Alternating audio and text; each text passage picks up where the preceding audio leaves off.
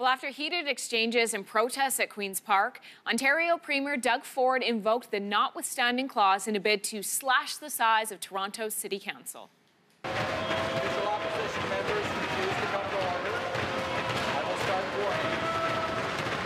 The move is raising concerns that other governments could soon use Section 33 as a way to bypass the courts, and if this could be the beginning of what's being called a constitutional crisis. In full disclosure, the Ontario Attorney General, Caroline Mulroney, is the sister of Ben.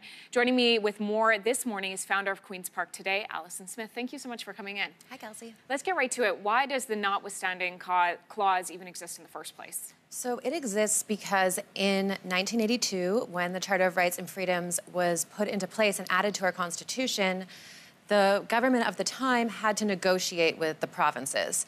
And one of the kind of concessions they made was to add this in as a way of ensuring that parliaments across Canada had space to, some wiggle room, I guess, within the Charter of Rights and Freedoms. Okay, so for the average person at home, for them, would it be fair to say that it gives the government an extra layer of security in case things aren't going their way with the court?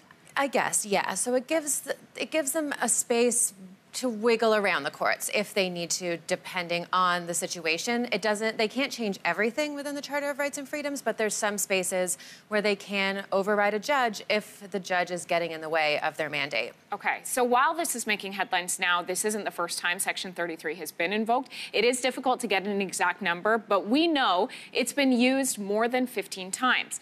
Some experts have expressed concern that Doug Ford's use of the notwithstanding clause in this case could encourage other governments to follow suit. Alison, do you think that this will give other provinces license to use the clause more often? I mean, the provinces always had the license to use it. I think more what people are concerned about and what the protesters at Queen's Park are concerned about is that Doug Ford is going to get into the habit of using it. Right. To go around the courts anytime they block a piece of legislation that he is in favor of.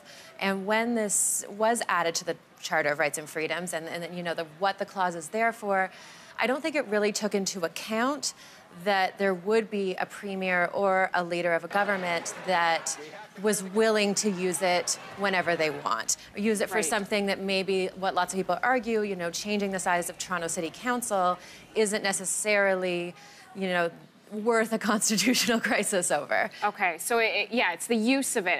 Perhaps critics are feeling like it's being used lightly. Exactly. Okay. And I think that's and also it's being used in a way to change how another government system works, which always, puts up red flags for people that, stand by democracy. Alison, I so appreciate you coming in today to clear up some of our questions and to help, I think, the people across Canada understand why what's happening in Ontario and Toronto affects them from coast to coast. So thank you. You're welcome. We appreciate it.